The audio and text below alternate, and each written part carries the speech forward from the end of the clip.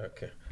Under the introduction, globalization is an essential aspect of an organization as it reflects its uh, orientations and established values, including a concept that are demonstrated on an organization beliefs in terms of transforming uh, its resources, that's its input to output and supply to the customers worldwide.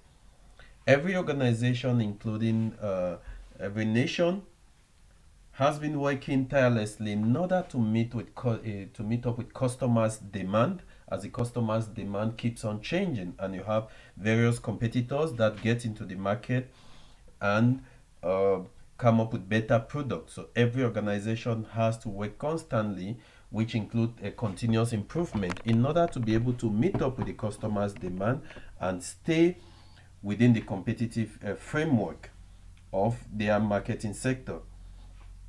The inefficient of duplicating product or development and production in every nation tend to further put pressure to impact resource across the border for profit. And this demand for strategy integration becomes a priority because of the intensifying number of customers working globally in terms of acquiring new products. According to Dole and Lois, the 2004, the phrase "think global, act local" encapsulates the real nature of globalization by balancing the demand standardization and adaptation to a specific unknown situation for the organization. The industry tries to develop into a competent global competitive curving extensive within the extensive global presence of other markets or other organizations in order to gain competitive advantage. This is critical, and it's a critical factor for every organization to establish the global competitiveness in order to meet the customers' demand. Zico and Rocade 2007 further outlined that internal and external factors will create favorable conditions for the progress of strategies, including resources allocation on a global basis, which can be further split into the marketplace and environmental prices in order to gain a competitive advantage. Under the literature review, the automotive industry global competitive forces, according to Kaplinks and Maris, they describe the implication of manufacturing activities as becoming globally secluded due to a shift in global competency of emerging nations. Hence, substantial function including research and development, logistics and supply chain, commercial services and designs have been the main center of focus in industrialized nations, while manufacturing and goods transformation processes from input to output has been contracted to emerging nations. The pressure to liberalize marketplaces are external. Hence, countless nations in the developing countries have joined the World Trade Organization and demanded the exclusion of barriers to imports or comply alongside with World Trade Organization's regulations. Because of the acceptance of competition in the local marketing segment, it is eminent for local manufacturing industry to improve their international competitiveness, particularly the South African automotive industry. As a result, multinational corporations are expected to boost export growth, including technology expertise, global market intelligence, and extensive financial resources. Importation and trade liberation. This is the table that shows the various countries in terms of the global perspective about the product, how products they send their product to various countries. So we'll be able to see this. Here you have the country, we have Mexico, Argentina, Brazil, Malaysia, Thailand, Indonesia, Czech Republic, Poland, Hungary, India, and China. You could see there on the right hand side the various organizations or the various industry. We have Land Rover, which is present in Brazil, is present in Malaysia, Thailand, and China. We have Honda, we have Daimler Chrysler, which is an American company. We have Toyota, which is a Japanese company. So it's almost all over the world. We have VW, we have General Motors, we have Ford, we have Fiat, Renault, and Nissan. So most of these companies are spread globally. The global automotive industry overcapacity. Overcapacity means producing product that exceeds the customer or marketing demand. According to Lamprecht, the intensity of the competitiveness challenges is likely to disintegrate, and several constraints confronting the global automotive industry might advance. Uh, Overcapacity tends to a point that an organization produces more than what is needed out in the marketplace, and there are cost implications that comes in. You have inventory that has to take place. The organization has to find a way to keep some of the product until when the demand is triggered again before they start using those products that have been inventoried in order to supply to those markets that are in demand. The main consequence of the overcapacity of vehicles is that manufacturers, in their pursuit to maintain capacity utilization, increase production output and inventories of unsold cars between 1.5 to 2 months, that's between 1.5 months to 2 months in most markets, and subsequently retain sales incentives such as discount and elevated trading in price and free upgrades to sustain their market segment. And global automotive market changes. From the aforementioned and analytical point of view, it shows that the strategic key factors that are impacting the automotive industries are change in investment and business policies, leading businesses globalization strategies, value chain adjustment in the automotive manufacturing industry, capacity excess of global automotive outlook.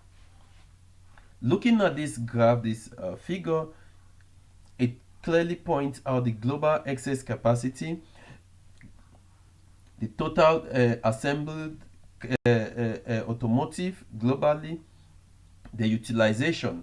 So if you look at the global excess capacity from 2008, it's close to, that's about 85%.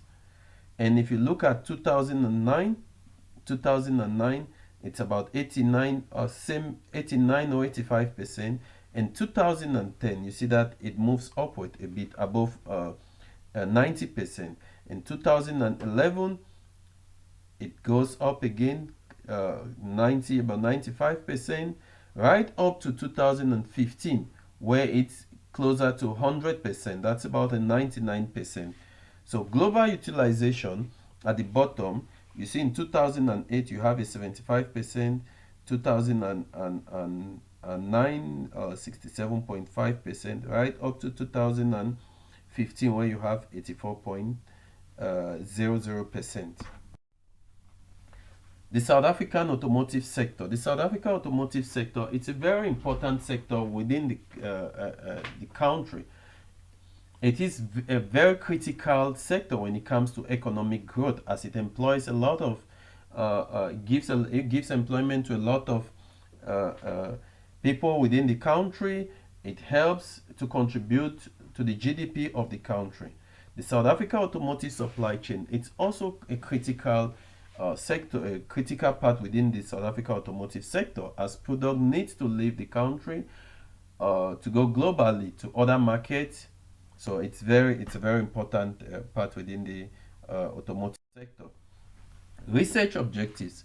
One of the research objectives, or the primary research objectives, was to analyze and identify possible factors that constrain the South Africa automotive industry's competitiveness, and Also, the strategies that can ensure its sustainability after achieving the goal of global competitiveness.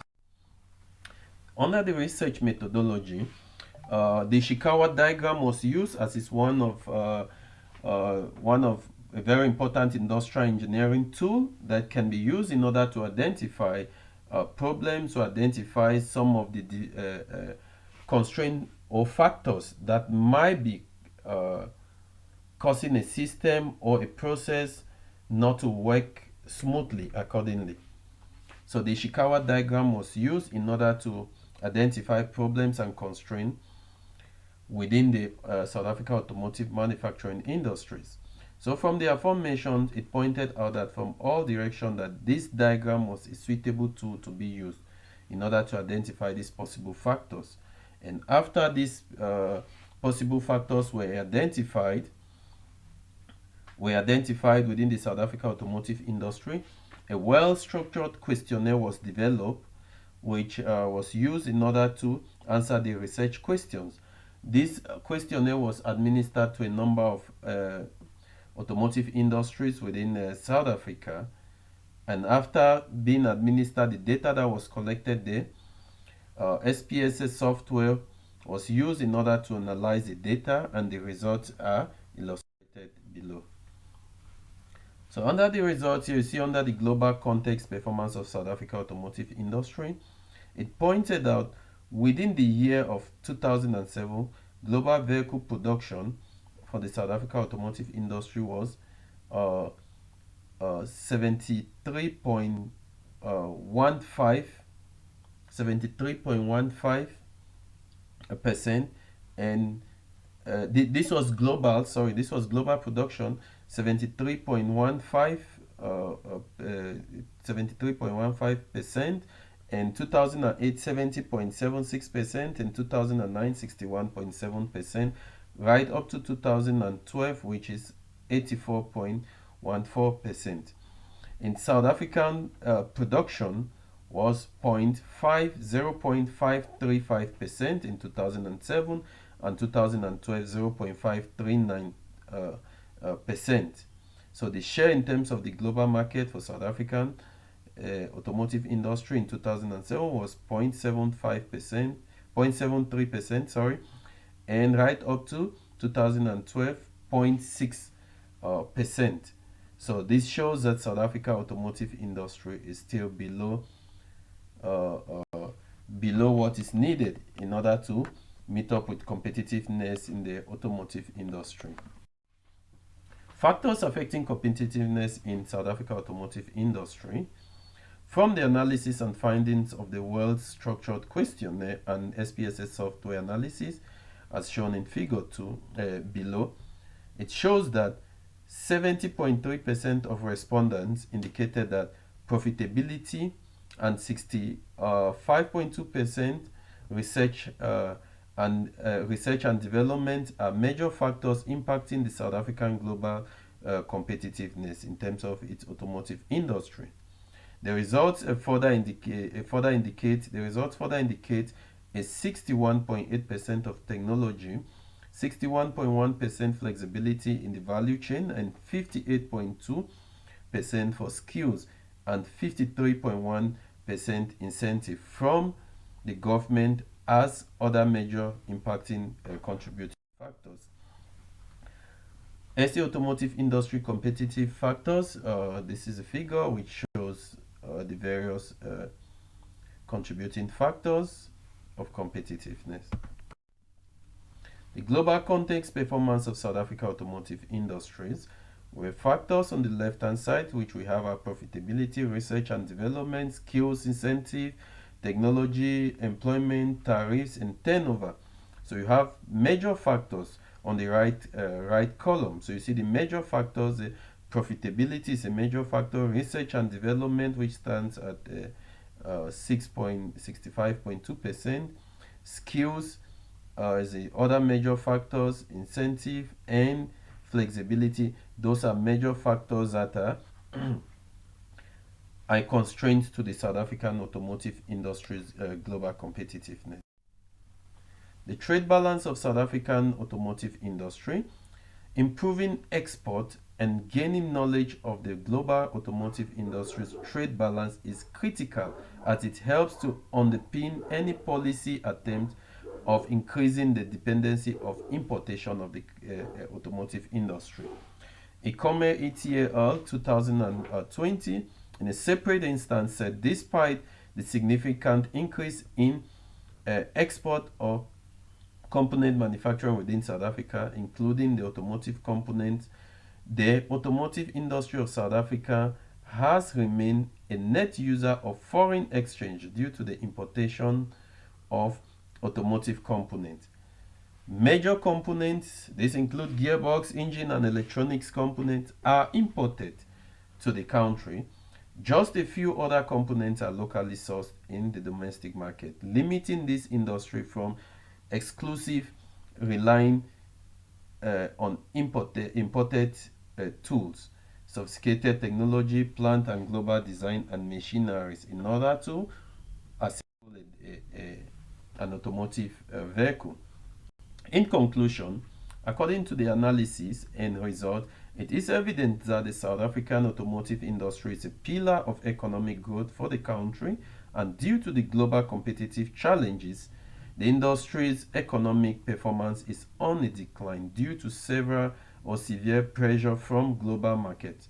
Therefore, any improvement of its competitiveness and sustainability is of great importance. Acknowledgement. The authors would like to acknowledge the internal funds provided by the University of Johannesburg through the GES funding mechanism. Thank you.